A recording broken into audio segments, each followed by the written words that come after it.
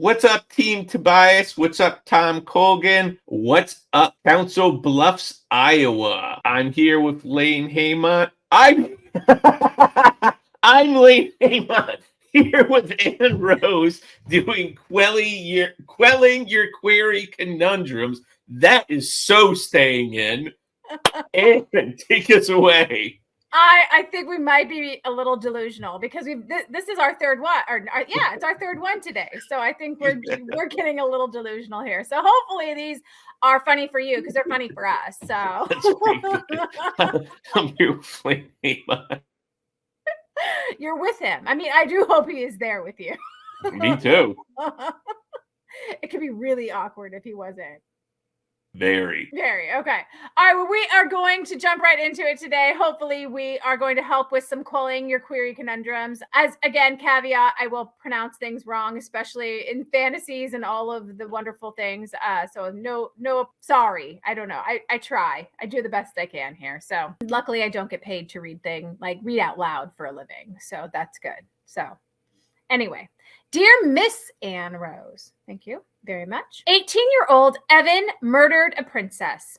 As a knight in the fairy court, he swore to protect the moth-winged princess, falling for her syrupy sweet words and even sweeter smile.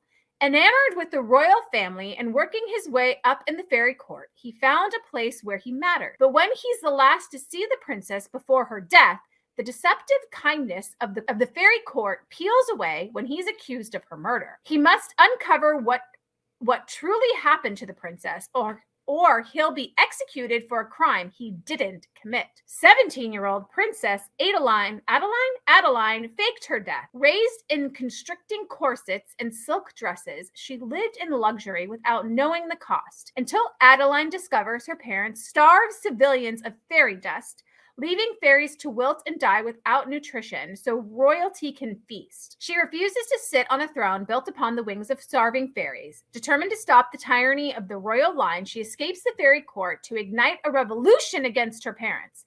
If she can do it before Evan tracks her down and forces her back into the stifling role of princess to save his life. While Evan knows of the flaws of the fairy court, which could be solved from the inside, Adeline has her own plan. Burn it down and pray something better arises from the ashes. Seven Faceless Saints by M.K. Lobb meets Tales of Pixie Hollow by Kiki Thorpe,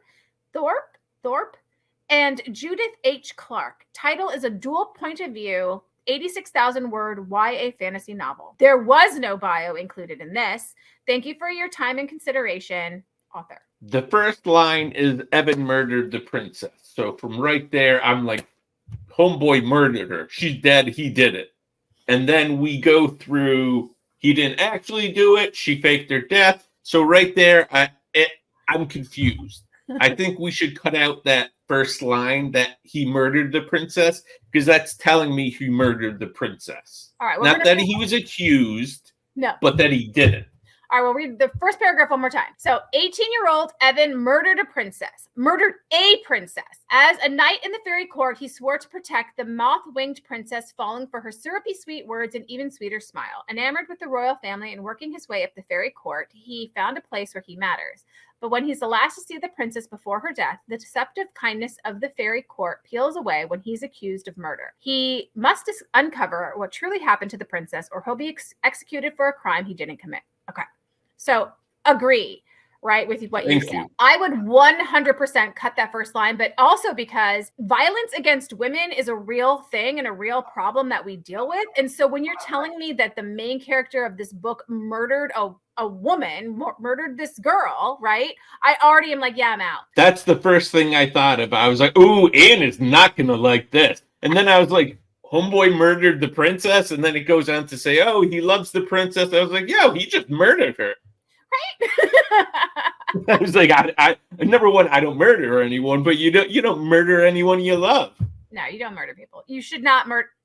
FYI, out there, world, you should not murder the people you love. I mean, this is not rocket science, right? But murder is wrong, and especially of your loved ones. For sure. So yes, so especially if he is not the one to have committed this crime, like there is a way to reframe that first sentence to like make it more hooky.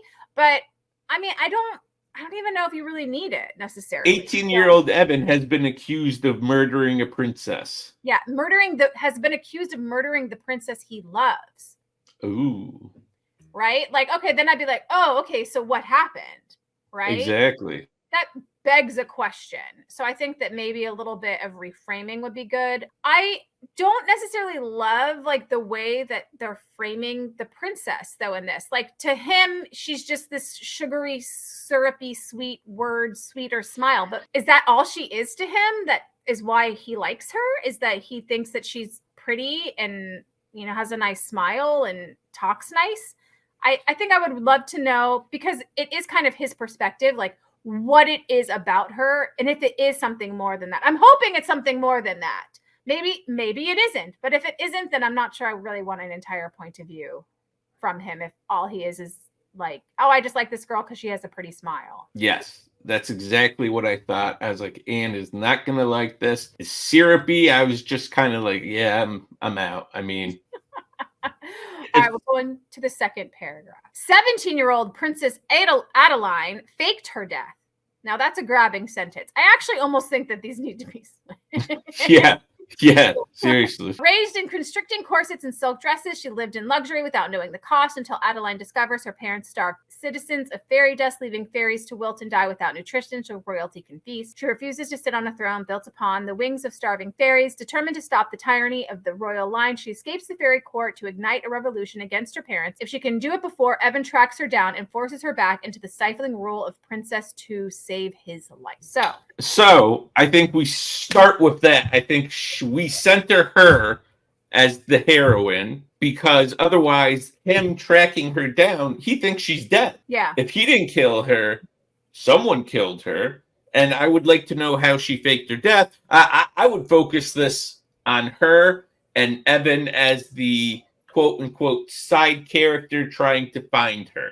Why does she need to fake her death? Well, I think she needs to fake her death because she wants to plan this revolt, right? Like, so she has to be able to get out of this family in order to do something. So I'm okay. But are they going to not realize it's her later on? Probably, but that's not important, I don't think, right away, right? So, but I do think I agree that flipping it, because I think she sounds more interesting, right? Yes.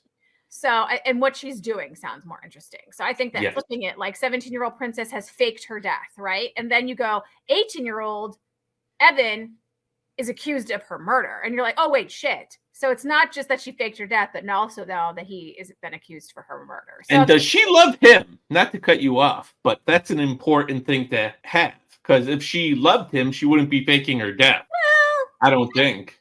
She could still be, because there's us women, we have more important things to do than just fall in love. So as soon as I said it, Romeo and Juliet popped into my head, because they loved each other and they blew each other's brains out.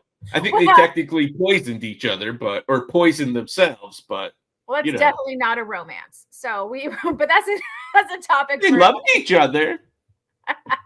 They were also like 13. So I know, which is super messed up. So yeah, let's just not. Okay. Yeah. So while Evan knows the flaws of the fairy court can be solved from the inside, Adeline has her own plan. Okay, this is my favorite part. Burn it down. So, and pray something better rises from the ashes. So I almost want that to be the leading thing here. So I agree, Lane, you nailed it. Like 18-year-old Evan, like he's like, yeah. But then we get to Adeline and she's ready to burn it down. And I'm like, okay, now I'm in.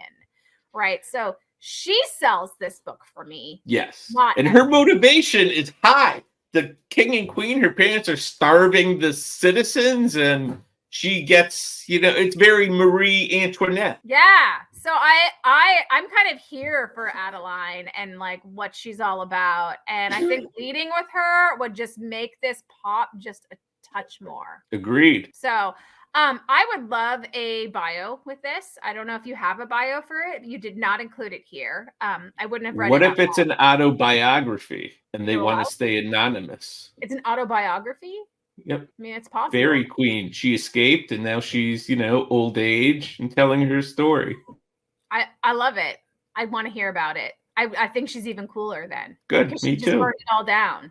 So yeah, I'm definitely here for princesses willing to burn it all down. So very good. I guess make it a little bit clear. Is this a romance? Do they have a romantic connection at all? Or are they just like two people that are like oppositions, that he kind of has like this infatuation with her, but really I'm not understanding quite their relationship. And I think that if you're going to have a dual point of view, I want to kind of understand a little bit better how they are going to be in the story, like their relation, even if they're not in it together, because it obviously sounds like this is going to be like her doing this thing, him doing this thing, so they're not really together in it, but I'd still like to understand like what their relationship is. Yeah. So, author out there, you have a fun story. I think just some like maneuvering, massaging, kind of changing some things around, and like really bring out the main heroine of this story will give this a little bit more pop. If you're still out there querying this, maybe try that and see if you have a better reaction. I'd be curious to know. And if you have any questions about anything we've said, we haven't said this before, but if you are the author of this and you have questions that you need follow up on, like we're not being clear about something, then I think you should be able to email us back and let us know, and we can try to answer them in the future or whatever. We are trying to help you quell those query conundrums. So hopefully this is helpful. What do you think, Lane? Yes, exactly. All right. So this one was a quick one. Yeah, so take us out. We'll take it out. So, all right, that was I'm with Ann Rose. Funny, buddy. And Lane Haymont here for Quelling Your Query Conundrums. If you have a query that you have conundrums about, then give us an email down here below, send it to us, and we hopefully will get to it in one of our future episodes. So like, subscribe, drink some water, buy my copy of The Seemingly Impossible Love of Amanda Dean. I'm just going to keep pitching it. And yeah, so that's it. Have a great one.